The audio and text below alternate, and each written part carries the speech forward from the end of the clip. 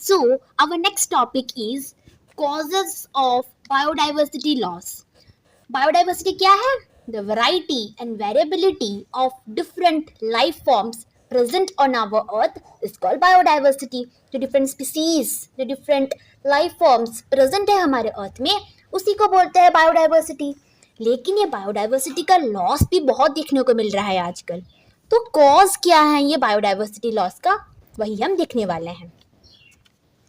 वैसे तो बहुत सारे कॉजेस है बट द 4 मेजर कॉजेस जो है ना वो 4 मेजर कॉजेस को एविल क्वाटेंट भी बोला जाता है. क्या बोला जाता है? Evil quotient. जो मेन कॉजेस जो है हमारे लॉस ऑफ बायोडाइवर्सिटी के लिए.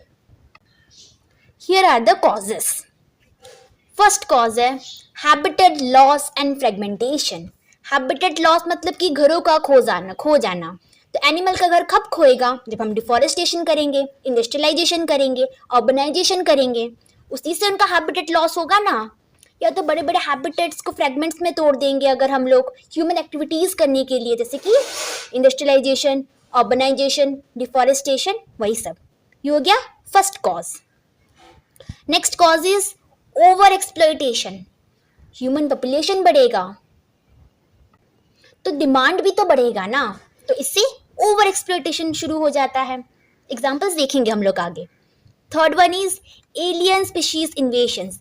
एलियन स्पीशीज मतलब कि बाहर के स्पीशीज जब इंट्रोड्यूस हो जाते हैं हमारे यहाँ पे, तो हमारे जो स्पीशीज है, हमारे जो इंडिजिनियस स्पीशीज है ना, उन पे बहुत इफेक्ट होता है इसके ऊपर. या तो उनका स्पीशीज कम हो जाता है या तो वो एक्सटिंक्ट हो जाते हैं.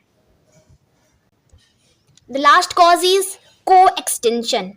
एक स्पीसीज जब एक्सटिंक्ट हो जाता है तो उससे एसोसिएटेड प्लांट या एनिमल का भी एक्सटिंक्ट हो जाना वो स्पीसीज के साथ, उसे हम बोलते हैं को एक्सटेंशन. मतलब कि सपोज दो बेस्ट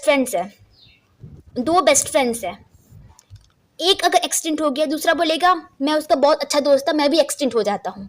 साथ में एक्सटेंशन, को एक्सटेंशन को हम लोग बोलते हैं, वही है हमारा को एक्सटेंशन. ठीक है. तो ये 4 कॉजेस को हम लोग एक एक करके पढ़ते हैं with example. So the first cause of biodiversity loss is habitat loss and fragmentation. जैसे कि मैंने आप लोग को बोला, हैबिटेट लॉस मतलब कि हैबिटेट का लॉस हो जाना, घरों का खो जाना. कैसे होता है ये? एनिमल्स अपने घरों को कब खो देंगे? जब हम लोग पेड़ पौधे को काट देंगे, डिफॉरेस्टेशन कर देंगे, इंडस्ट्रियलाइजेशन कर देंगे, अर्बनाइजेशन कर देंगे, उसी से होगा हैबिटेट लॉस. तो कॉज क्या होता है हैबिटेट लॉस का? Deforestation, industrialization and urbanization. अगर हम आजकल का एग्जाम्पल देखें तो देखो कि thousands of hectares of rainforest जो है ना is being lost within hours. ऐसा क्यों हो रहा है? क्योंकि बहुत ज़्यादा कटिंग ऑफ ट्रीज हो रहा है, कटिंग ऑफ रेन फॉरेस्ट हो रहा है. इसकी वजह से विद इन आवर हम रेन फॉरेस्ट को खोते जा रहे हैं. अनदर एग्जाम्पल है हमारा अमेजन रेन फॉरेस्ट का. तो अमेजन रेन फॉरेस्ट का भी बहुत ज़्यादा कटिंग देखने को मिल रहा है. क्यों? ताकि वो लोग सोया कल्टीवेशन कर सके वहाँ पे, या तो उन्हें कन्वर्ट कर सके ग्रासलैंड्स में कैटल्स के ग्रेजिंग के लिए. तो ये सब डिफरेंट ह्यूमन एक्टिविटीज़ के लिए अमेजन रेन फॉरेस्ट को काटा जा रहा है. Rain forest, hectares of rain forest खोते जा रहे हैं विद इन आवर्स. इसकी वजह से हैबिटेट लॉस एंड फ्रेगमेंटेशन देखने को मिल रहा है हम लोग को. अब देखो फ्रेगमेंटेशन क्या है, आप लोग सोचोगे. फ्रेगमेंटेशन मतलब कि किसी बड़े चीज़ को फ्रेगमेंट्स में तोड़ना. सपोज एक लार्ज हैबिटेट था, सपोज लार्ज फॉरेस्ट था, लेकिन ह्यूमंस ने खुद के काम के लिए, खुद के एक्टिविटीज़ के लिए उसे फ्रेगमेंट्स में डिवाइड कर दिया, जिसकी वजह से वहाँ के रहने वाले जो एनिमल्स थे ना उन्हें बहुत सफ़र करना पड़ता है. लास्ट में उन्हें रहने के लिए घर नहीं मिलता है, खाने के लिए फूड नहीं मिलता है, and this suffers a lot. जिसकी वजह से या तो उनका पॉपुलेशन डिक्लाइन हो जाता है, या तो वो एक्सटेंट हो जाते हैं, या फिर वो एक्सटेंट हो जाते हैं. ये होता है हमारा फ्रेगमेंटेशन. पहला देखा हम लोग ने हैबिटेट लॉस, किस तरह से वो अपने घरों को खो देते हैं डिफरेंट स्पीसीज, और दूसरा हम लोग ने देख लिया फ्रेगमेंटेशन। तो यही था हमारा हैबिटेट लॉस एंड फ्रेगमेंटेशन। तो हमारा नेक्स्ट कॉज है ओवर एक्सप्लॉयटेशन। ये क्या होता है? देखो, जैसे जैसे ह्यूमन पॉपुलेशन बढ़ेगा वैसे वैसे रिसोर्सेस के लिए डिमांड भी इंक्रीज होंगे, और इसी की वजह से आता है हमारा ओवर एक्सप्लॉयटेशन। समझ आया ना? ह्यूमन पॉपुलेशन बढ़ेगा तो डिमांड्स भी बढ़ेंगे चीज़ों के लिए, रिसोर्सेज के लिए, इसी की वजह से होता है ओवर एक्सप्लॉयटेशन। एग्जाम्पल देखो, बहुत सारे स्पीसीज जैसे कि Steller's sea cow, passenger pigeon extinct हो गए हैं। क्यों? ओवर एक्सप्लॉयटेशन की वजह से। और बहुत सारे मराइन फिशेस जो कि कमर्शियली इम्पॉर्टेंट स्पीसीज होते हैं वो भी ओवर हार्वेस्टेड की वजह से, ओवर हार्वेस्टिंग की वजह से एक्सटिंक्ट होते जा रहे हैं। ठीक है, तो ये हो गया हमारे पास ओवर एक्सप्लॉयटेशन की वजह से किस तरह से स्पीसीज पे इफेक्ट हो रहा है, वो एक्सटिंक्ट हो जा रहे हैं, उनका पॉपुलेशन डिक्रीज हो जा रहा है।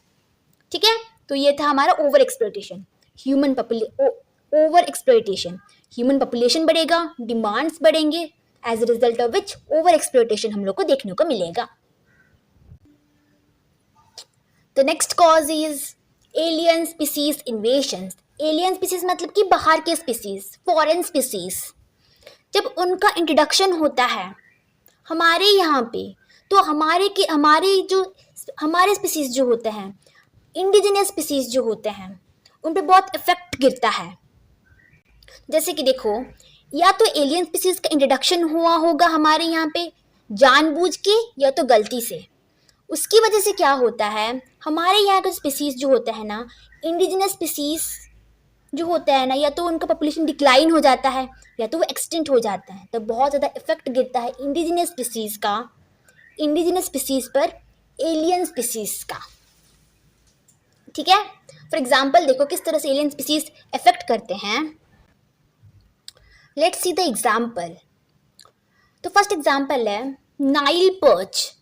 जब नाइल पर्च का इंट्रोडक्शन करवाया गया था लेक विक्टोरिया में, मतलब कि ये हमारा एलियन स्पीसीज है, उसका इंट्रोडक्शन करवाया गया था लेक विक्टोरिया में, तो इससे क्या देखने को मिला, परिणाम क्या हुआ उसका?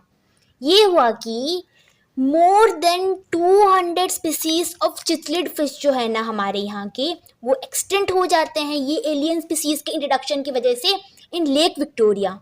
देख पा रहे होगे आप लोग कितना वो इफेक्ट कर रहे हैं हमारे इंडिजिनियस स्पीसीज को। और एक एग्जाम्पल है, एक इलीगल इंट्रोडक्शन हुआ था, जानबूझ के वाला किया गया था, अफ्रीकन कैटफिश का इंट्रोडक्शन किया गया था एक्वाकल्चर के लिए।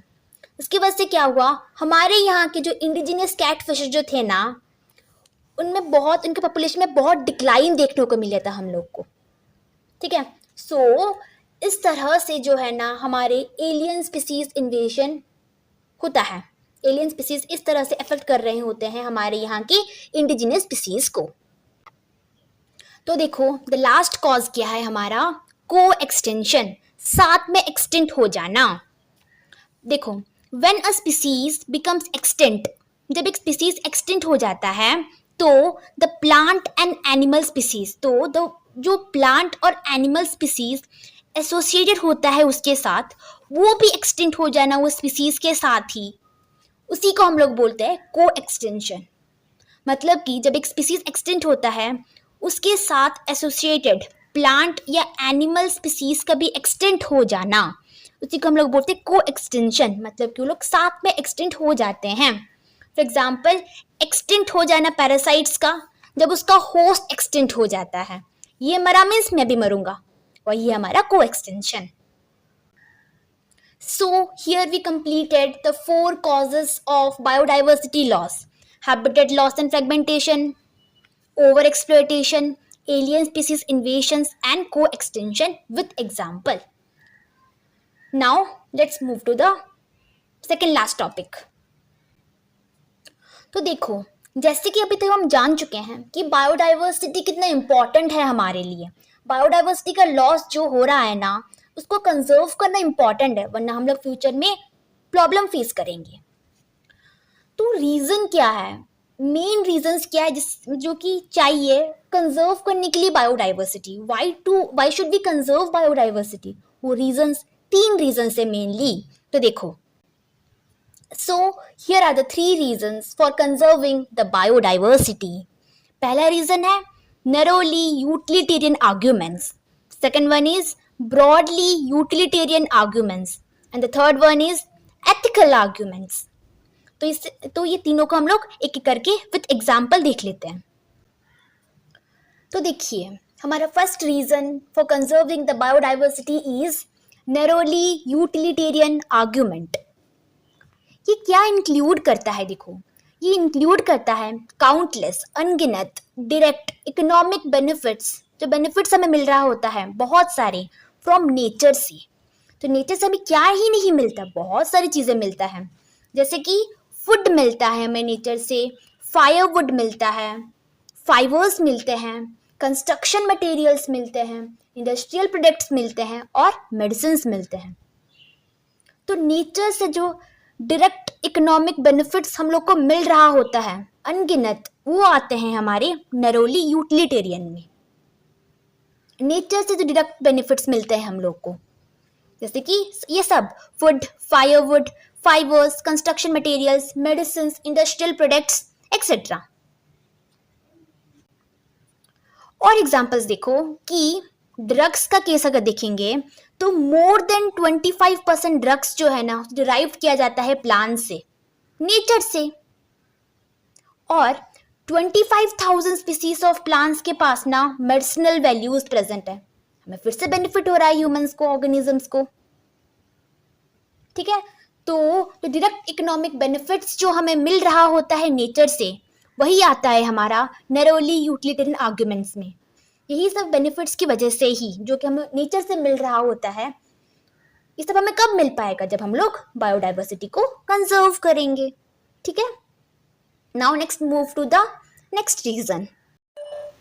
सो our next reason is broadly utilitarian argument. ये इंक्लूड करता है हमारा इकोसिस्टम सर्विसेज, ठीक है। फॉर एग्जाम्पल अगर बात करें हम लोग अमेजन रेन फॉरेस्ट की अगर बात करें, तो इट इज़ एस्टिमेटेड दैट जो हमारे अमेजन रेन फॉरेस्ट जो है ना, वो प्रोड्यूस करता है 20% ऑफ द ओवरऑल ऑक्सीजन वो प्रोड्यूस करता है इन द एटमॉस्फेयर में। कैसे? मतलब प्रोसेस ऑफ फोटोसिंथेसिस के हेल्प से। तो इस तरह से अमेजन रेन फॉरेस्ट देखो ऑक्सीजन प्रोडक्शन में वो हेल्प कर रहा है, मतलब वो कितना इंपॉर्टेंट है हमारे एनवायरमेंट के लिए, हमारे इकोसिस्टम के लिए। तो उसे कंजर्व करना तो ज़रूरी है ही। Then second example is pollination.